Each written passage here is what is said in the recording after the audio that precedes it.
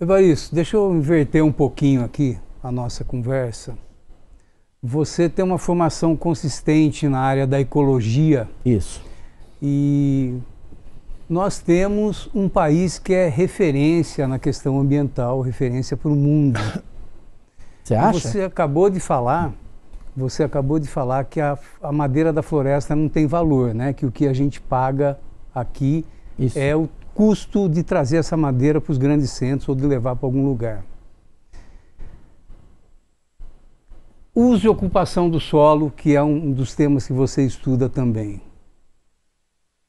Qual é o destino da região amazônica? Que tipo de uso e ocupação a gente deve adotar? Essa pergunta é excelente, porque essa pergunta é a pergunta que o europeu faz. O que vocês vão fazer da Amazônia? Eles querem saber, a gente não responde. Nós não temos um plano para a região. Nós sempre tivemos, desde a coroa portuguesa. Eu tenho um livro que chama Quando o Amazonas Corria para o Pacífico, porque lá atrás ele corria para o outro lado. E que eu conto essa história como Portugal, né, desde o século XVI até chegar no Tratado de Madrid em 1750, toda a política da coroa portuguesa para se apropriar dessa região que não era portuguesa nem de direito, porque estava para cá de Tordesilhas, nem de fato, porque os espanhóis chegaram muito antes dos portugueses lá, o Pinzon chegou lá, né? Então você teve políticas. O Império Brasileiro teve política para a Amazônia, né? Dom Pedro tem essa famosa carta dele lá para a Condessa na França dizendo: os ingleses estão pedindo para pôr um porto e fazer navegação, mas eu não vou deixar. Seria bom, mas se eu deixar vai virar uma Hong Kong. E eu não tiro mais eles de lá. E depois o holandês vai fazer também, etc. Então você olha, sempre teve política, né? Os militares, né? A última política para a Amazônia, dizendo o que nós vamos fazer com ela, foi o Sarney, o programa Nossa Natureza, que criou o IBAMA, etc. Tem 25 anos isso.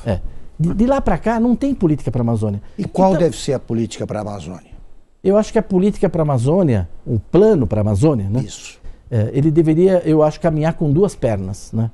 A primeira é você anualmente, não é, informar a situação. Nós tínhamos que publicar um livro branco, assim, anualmente, The State of Brazilian Rainforest, The State of Brazilian Amazon. Você publicar todo ano, por exemplo, em setembro, o Dia da Amazônia, o governo coloca disponível os dados da Amazônia. Mas não só os dados do quadro natural, não só os dados da chuva, da vegetação, também do quadro agrário. Quer dizer, os índios, os parques nacionais, as reservas, os quilombolas, os assentamentos de reforma, a situação que está isso. Depois a situação da agricultura. Eu quero chegar para responder a sua pergunta. O que a gente produz na Amazônia, para quem, o que, está aumentando, diminuindo, certo? Depois a situação da infraestrutura na Amazônia, quer dizer, energia elétrica. E quem deve montar esse plano? O governo. O governo. Certamente o governo federal, com a colaboração vários dos estados. ministérios. Mas assim, você não... Hoje, as pessoas publicam fragmentos sobre a Amazônia. Um fala disso, um fala do índio, outro fala... Mas quem pode... Não tem coordenação. Não tem. Você não tem uma visão sistemática. Se a gente sistematicamente, você não precisa nem condenar, nem justificar os dados. Os dados são esses, olha. Os dados da Amazônia são esses, os dados socioeconômicos, dados de infraestrutura, todos os dados, né? Não só um quadradinho, o conjunto. Deveria haver um relatório, enfim, alguma forma do país apresentar ele, oficialmente. Isso é dado oficial, é dado público, não é dado de um grupo, de alguém que deduziu, não. É o dado. Nós não temos. Se você quiser saber a situação da Amazônia, vamos supor que você fala, eu vou querer saber qual é a situação hoje da Amazônia. Vai na internet. Você consegue saber quantos agricultores tem na Amazônia? Você consegue saber quantos tem título, não tem título? Você consegue? Não tem, tá tudo... Isso não caberia ao conselho, presidido pelo... Acho que eles estão indo caminhando um pouco nesse sentido. E a segunda coisa é ter um plano. Então esse plano poderia ser montado Eles também estão trabalhando um pouco nesse sentido, mas a gente precisa ter urgentemente. Mas ainda não há plano para a Amazônia. Não há. Porque se você disser, olha, nos próximos 5 anos nós vamos fazer isso, em 15 anos vamos fazer isso, em 30 vamos fazer isso. Pronto. Falar isso, né? Lá na Europa o cara pode achar que é pouco, que é muito, discordar, mas está discutindo o seu plano. Você mostrou que você tem um plano. Ele pode discordar, pode colaborar, pode ajudar. Mas nós não explicamos para o mundo. A única coisa é assim, não, a Amazônia é nossa, você defende, etc. e tal. Mas acho que falta mesmo da nossa parte, né, da parte do país, eu digo, não é só deste governo, até dos governos anteriores. Quer dizer, o país, a nação, precisa mostrar qual é a situação, né, da forma mais objetiva possível, né, menos manipulada possível, os dados da Amazônia, regularmente, né, os dados da Amazônia, com qualificação, qualificando esses dados, E segundo, qual é o plano que ela tem para a região, o grande plano, para onde ela vai, né? Para onde nós vamos. Isso seria uma credencial para a gente, o Brasil, né, liderar as discussões sobre agronegócio e sustentabilidade no mundo? Acho que esse é um dos elementos, mas eu queria responder então a pergunta dele ali, que é pertinente. Quer dizer, qual é a importância da agricultura na Amazônia para o agronegócio brasileiro? Nenhuma, né? A agricultura da Amazônia, no bioma Amazônia, ela é irrelevante. É menos de 3% da nossa agricultura. A única coisa que tem alguma expressão lá é a pecuária, né? Mas tirando a pecuária, o resto é irrelevante. É menos pecuária representa quanto por cento? Mais ou menos uns 28%. Mas é uma pecuária que fornece para o mercado interno, essencialmente.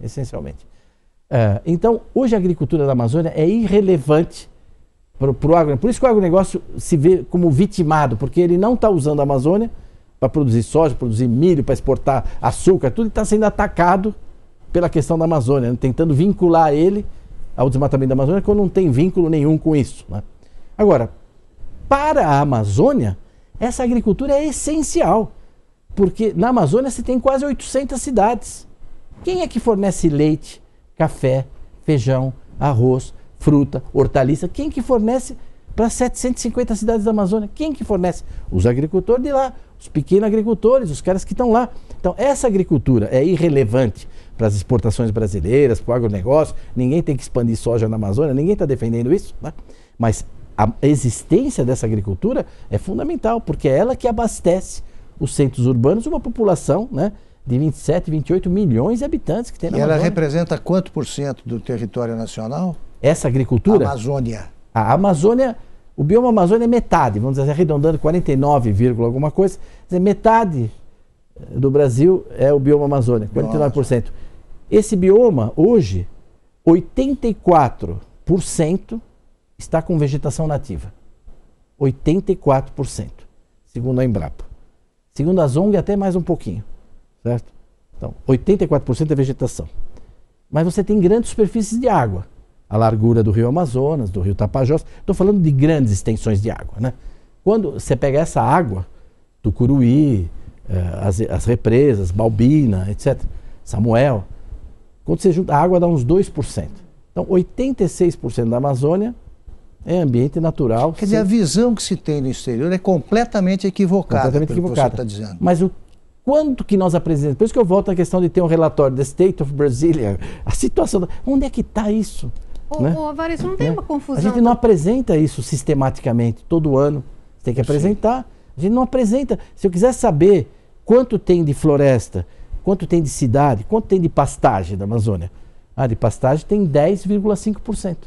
E a agricultura, essa agricultura que nós estamos falando, essa dos pequenos agricultores, do 1 milhão, quanto que é da Amazônia? É 2%. 2% da área.